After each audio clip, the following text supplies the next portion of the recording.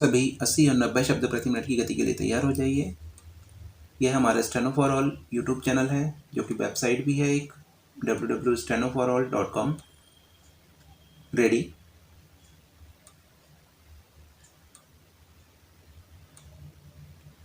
महादेवी जी के दादा ने पुण्य लाभ की इच्छा से तो पौत्री का विवाह 7-8 वर्ष की आयु में रचा दिया, परंतु महादेवी ने कभी भी वैवाहिक जीवन को स्वीकार नहीं किया। डॉक्टर राम पांडे के अनुसार वैवाहिक जीवन अस्वीकार करने के मूल में भारतीय नारी की युग युगों से चली आती हुई वह दयनीय दशा है, जिनका उल्लेख उन्होंने अपने सामाजिक निबंधों में किया है। इसके अतिरिक्त पुरुष निरपेक्ष नारी व्यक्तित्व की स्थापना उनका जीवन व्यापी उद्देश्य भी इससे सक्रिय रहा हो तो आश्चर्य नहीं। कुछ भी हो, यह कटु सत्य है कि महादेवी ने विवाह को किसी भी स्थिति में स्वीकार नहीं किया और स्त्री पुरुष के संबंध के प्रति विद्रोह कर बैठीं। अपनी इच्छा का दमन करते हुए बाल विवाह की समस्या का शिकार बनकर अपने अहम की सुरक्षा हेतु असाधारण मार्ग अपनाया। चिंतनशील होने के कारण स्त्री पुरुष के संबंध के प्रति अपना एक नया दृष्टिकोण विकसित किया। उनके दृष्टिकोण के विकास में उनकी काव्य रचना में उदात्तीकरण का समावेश को सहायक माना जा सकता है।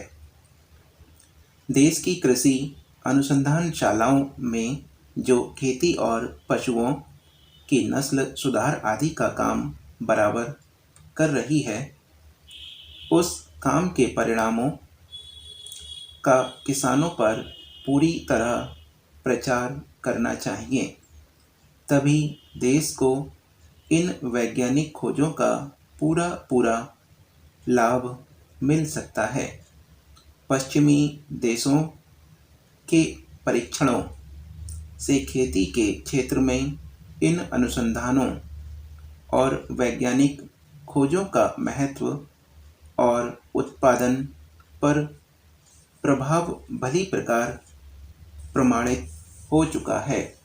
पूर्व में जापान ने वैज्ञानिक प्रणाली के अनुसार खेती करना आरंभ की और इसके फलस्वरूप वहाँ के उत्पादन में कई गुना वृद्धि हो गई। इस प्रकार अपने निर्वाह के लिए काफ़ी खाद्य पदार्थ पैदा करने के लिए, जिसमें अनाज और गोरस दोनों हैं, किसानों को नई खोजों से लाभ उठाकर नई पद्धतियां अपनानी चाहिए। इस संबंध में आपके समाज का यह सुझाव कि किसानों को पूसा कृषि अनुसंधानशाला और राज्यों में स्थित अनुसंधानशालाओं में कुछ दिन रहने का अवसर दिया जाए, अत्यंत प्रशंसनीय है। मेरा विश्वास है कि किसानों और हमारे अनुसंधानकर्ताओं के बीच इस प्रकार के मेलजोल का फल बहुत ही लाभदायक होगा और इस प्रकार किसान लोग सभी वैज्ञानिक खोजों को समझ और देख भाल कर काम में ला सकते हैं। भारत कृषि समाज इन सभी खेती और किसान संबंधी कार्यों में बहुत कुछ कर सकता है। यह किसान का अपना संगठन है और व्यावहारिक सहायता की आशा कर सकते हैं। महोदय, मनुष्य के व्यक्तित्व के विकास में शारीरिक, मानसिक योग्यता एवं क्षमता के साथ साथ वातावरण का भी बड़ा महत्व है। महादेवी वर्मा के व्यक्तित्व पर उनके जीवन की परिस्थितियों एवं वातावरण की छाप के साथ साथ वंश परंपरागत संस्कारों का भी प्रभाव पड़ा। इनके बाबा उर्दू फारसी के विद्वान थे, पिता अंग्रेजी में एमए थे, नाना हिंदी संस्कृत के विद्वान होने के साथ साथ हिंदी और संस्कृत की पद्य रचना भी करते थे तथा माता आस्तिक साधना, कला एवं संगीत में रुचि लेती थीं।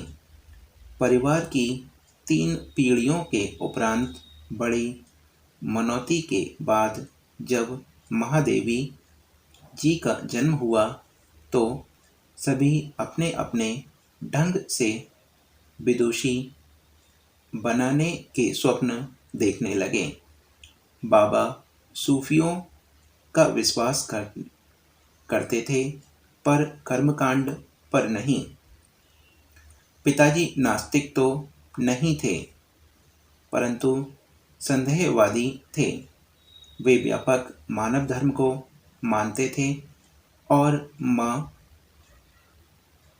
सुगुणोपासिका थी। ऐसे विविध पर सामंजस्यपूर्ण वातावरण में महादेवी को जीवन दृष्टि परिवार से मिली, जिसके उनके निकट मनुष्य को अधिक मूल्यवान बना दिया। महादेवी वर्मा के जन्म का युग ऐसा था जब कन्या वध का प्रचलन समाज में था, परंतु उनके घर में उनका जन्म बहुत शुभ मानकर उन्हें देवी रूप में स्वीकार किया गया। अतः ऐसे पारिवारिक वातावरण के कारण मनोवैज्ञानिक दृष्टि से इनमें नारी के निजत्व को महत्व देने की क्षमता का विकास हुआ। उनके व्यक्तित्व में नारी के आत्मसम्मान एवं अहम का ऐसा रूप विकसित हुआ कि उन्होंने अपने स्वत्व एवं निजत्व की रक्षा के लिए सामाजिक मान्यताओं को भी ठुकरा दिया और नारी के आत्मसम्मान की रक्षा के लिए उनमें विद्रोहात्मक प्रवृत्ति भी जागृत हो गई।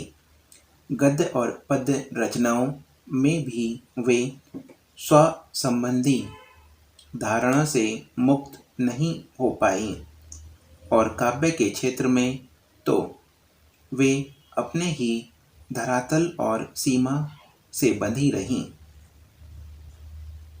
महोदय, आवश्यकता इस बात की है कि खेती के साथ साथ गौवंश की भी उन्नति होनी चाहिए, क्योंकि हमारी खेती उसी पर निर्भर है। गाय हमें दूध, दही, घी, मक्खन इत्यादि के रूप में पुष्टिकर भोजन देती है।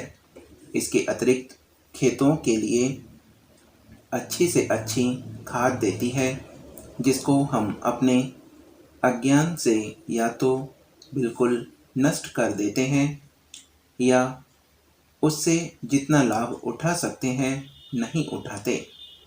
वह बछड़े देती है जो हल जोतते हैं और गाड़ियों को खींचते हैं, यहाँ तक कि मरने पर वह मूल्यवान चमड़ा भी दे जाती है और यदि अन्य वस्तुओं का भी ठीक उपयोग करें तो अन्य आवश्यक चीज़ें भी उसके मृत शरीर से हम पा सकते हैं। मेरा विश्वास है कि यदि हम गौपालन ठीक से करें तो एक बार फिर इस देश में दूध की नदियाँ बहने लग सकती हैं। इसके लिए कुछ रूढ़ियों को छोड़ना होगा और गाय के लिए समग्र सेवा भाव को ग्रहण करना होगा, अर्थात उनको अच्छा पौष्टिकर भोजन देने से लेकर नस्ल सुधार और मरने पर उनके शरीर से या जो कुछ भी लाभ उठाया जा सकता है उनको प्राप्त करने का पूरा प्रयत्न होना चाहिए।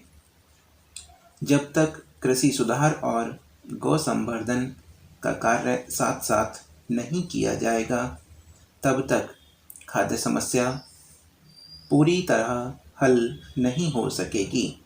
खाद्य पदार्थों में अन्न आवश्यक है, पर दूध, दही, घी, मक्खन इत्यादि अर्थात गौरस भी किसी रूप में कम आवश्यक नहीं है। सभी इसका प्रयत्न कर लें। अगर चाहें तो पोर्टल पर आकर पढ़ सकते हैं। सभी 80 और 90